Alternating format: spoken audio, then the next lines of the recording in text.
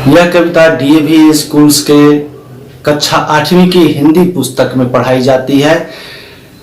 उस पुस्तक का नाम है ज्ञान सागर भाग 3, हम पंछी उन्मुक्त गगन के। इस कविता के कवि शिव मंगल सिंह सुमन है।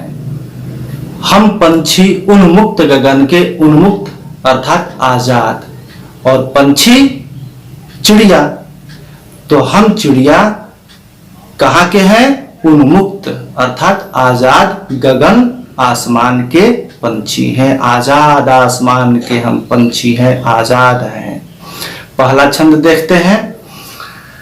हम पंछी उन्मुक्त गगन के, पिंजरबद्ध न गा पाएंगे। पंछी कहाँ के हैं? उन्मुक्त गगन के, खुले हुए आसमान के, मुक्त आजाद, पूरी तरह से आजाद गगन के आसमान के पंछी पिंजरे में बंध कर नहीं गा पाएंगे। अगर पंछियों को पिंजरे में बांध दिया जाए तो अपना सहज गीत, जीवन का गीत नहीं गा पाएंगे, अपने हर्ष को, अपने उल्लास को, अपनी खुशी को व्यक्त नहीं कर पाएंगे। कनक तीलियों से टकराकर पुलकित पंख टूट जाएंगे। कनक, कनक का अर्थ होता है सोना। सोने से भली बनी हुई तिलियां हैं, पिंजरे की जो तिलियां हैं भले ही सोने से बनी हुई हैं, तो कनक तीलियों से टकराकर क्या टकरा जाएंगे? तो पुलकित पंख, किसके पंख? चिड़ियों के पंख, पक्षियों के पंख। और कैसे पंख? पुलकित पंख। पुलकित का अर्थ होता है खुशी से भरा हुआ, रोमांच से भरा हुआ। पंख उनका टकराकर टूट जाएंगे। दूसरा छंद। हम बहता जल पीने वाले। पंछी कैसा पानी पीने वाले हैं? बहता जल, आजादी से जो पानी बह रहा है उसको पीने का आनंद कुछ और ही है। तो पंछी कहते हैं मर जाएंगे भूखे प्यासे अगर बहता हुआ जल नहीं मिलेगा, आजादी से मिला हुआ पानी पीने के लिए नहीं मिलेगा, आजादी से भोजन नहीं मिलेगा, तो हम मर जाएंगे पिंजरे में बंधकर। अगर हमें बंधन में बांधा गया तो हमारी स्वतंत्रता या आजादी को मत छीनो, पंछी ऐसा कहना चाहते हैं। कहीं भली है कटुक निबौरी। कटुक, कटुक अर्थात कड़वा। निबौरी, नीम के फल को कहते हैं निबौरी। तो कड़वा नीम का फल ही अच्छा है। किससे अच्छा है? कनक कटोरी की मैदा से। कनक अर्थात सोना, सोने की कटोरी में अगर मैदा से बने हुए पकवान रख दिए जाए तो वो पंछियों को अच्छा नहीं लगेगा। कब अच्छा नहीं लगेगा? अगर उन्हें बंधन में रख दिया जाए, गुलाम बना दिया जाए, पिंजरे में बांध दिया जाए तो उनको यह अच्छा नहीं लगेगा। इसकी जगह उनको क्या पसंद है कि आजादी से भले नीम का कड़वा फल ही क्यों ना मिले। तीसरा छंद। तीसरा छंद इसका है। स्वर्ण श्रृंखला के बंधन में अपनी गति उड़ान सब भूले। स्वर्ण श्रृंखला, सोने की श्रृंखला, सोने की श्रृंखला के बंधन में अपनी गति भी भूल गए, अपनी उड़ान भी भूल गए। भले सोने के, बहुत से लोग फैशन में, शौक में करते क्या है, पंछियों को बड़े प्यार से रखते हैं। सोने के पिंजरे में ही अगर रख दिया जाए, उनको बहुत सुखी करने की कोशिश की जाए, तो पंछी क्या कहते हैं कि भले हमें आप सोने की जंजीरों में बांध दें, लेकिन इसमें हम अपनी गति भूल जाएंगे, अपनी उड़ान भूल जाएंगे। गति अर्थात अपने स्वभाव को भूल जाएंगे। चहचहाना, खुशी से, रोमांच से, हर्ष में हम पंखों को फड़फड़ा फड़फड़ा कर जो आजादी का जश्न मनाते हैं, जिंदगी के गीत गाते हैं, वो सब हम भूल जाएंगे, अपनी उड़ान भूल जाएंगे। बस सपनों में देख रहे हैं तरुकी फुलगी पर के झूले। सपनों में क्या देख रहे हैं? अगर बंधन में बांध दिया जाए पंछी को तो वो पंछी कहता है कि सपने में क्या देख रहे हैं?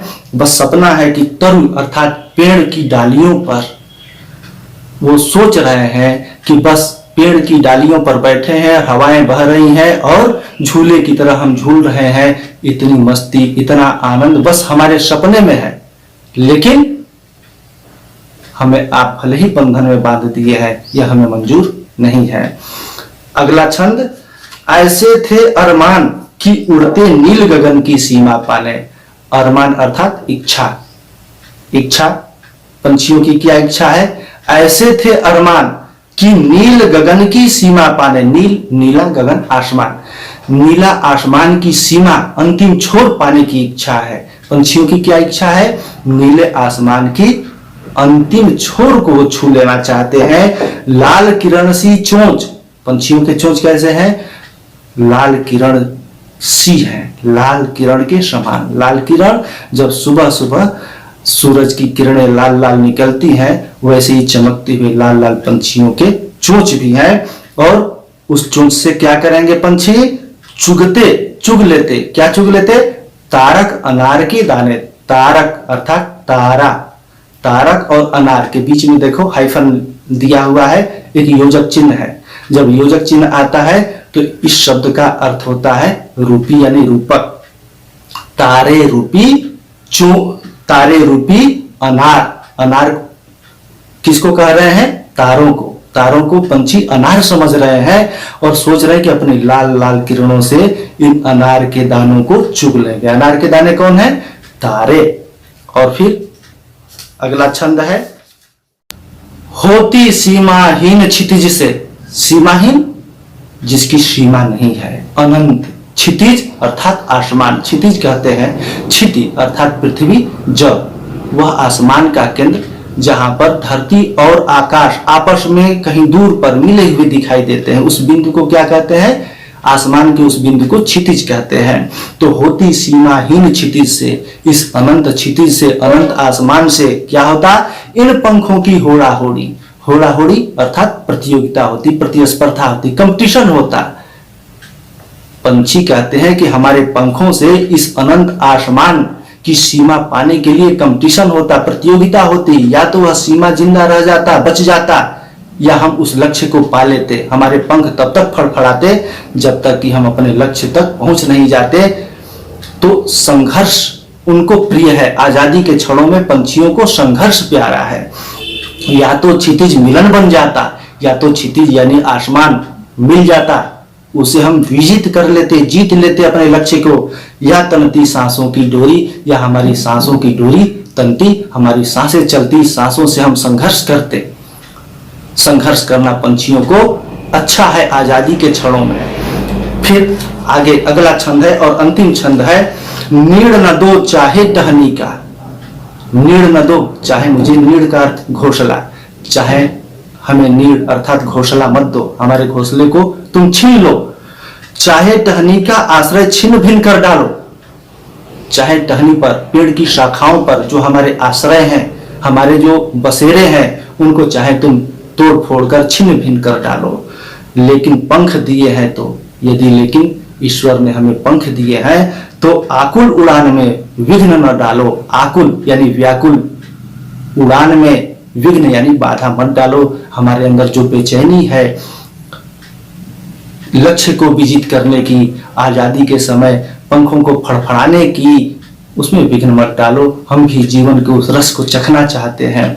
क्या है कि इसी के माध्यम से कवि ने आजादी के महत्व को बताया है। पंछियों के माध्यम से सभी को आजादी पसंद होती है। आजादी किसे नहीं पसंद है?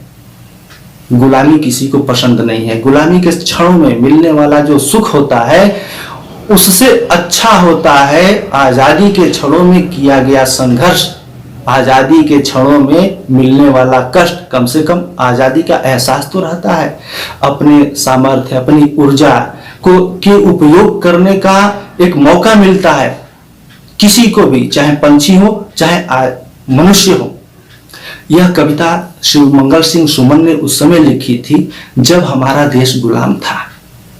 हम अंग्रेजों के गुलाम थे और आजादी के लिए कभी संघर्ष तेज हो जाते थे, कभी भारतीयों का मनोबल टूट जाता था। तो भारतीयों के मनोबल को बढ़ाने के लिए, आजादी के उस महत्व को बताने के लिए सीधे सीधे कवि तो नहीं लिख सकता था, क्योंकि अंग्रेजों का समय था। सीधे रूप में अंग्रेजों से कह दिया जाए गुलामी के लिए संघर्ष करो तो फिर आफत आ जाती, अंग्रेजों के दुश्मन बन जाते। इसलिए पंछियों के माध्यम से कवि ने यहाँ पर आजादी के महत्व को बताया है कि आजादी के क्षणों में मिलने वाला कष्ट भी श्रेयस्कर है, अच्छा है। आजादी के क्षणों में मिलने वाला संघर्ष हमें आनंद देने वाला है। मैं समझता हूं पाठ समझ में आ गया होगा। धन्यवाद।